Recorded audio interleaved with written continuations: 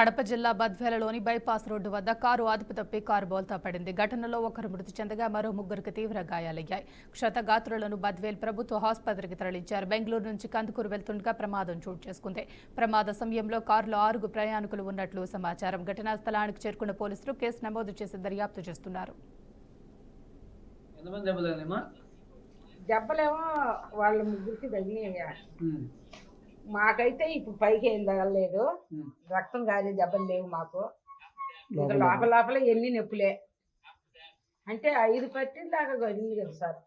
పై నుంచి కిందకి పోయింది కదా.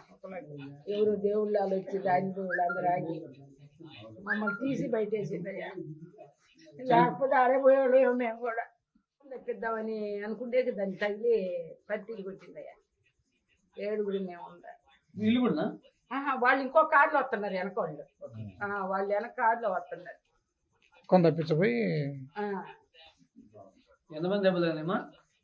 దెబ్బలేమో వాళ్ళ ముగ్గురికి తగిలినాయా.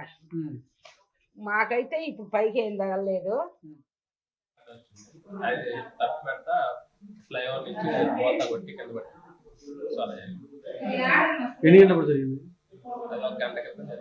బండిలో ఎంతమంది ట్రావెల్ చేస్తున్నారు?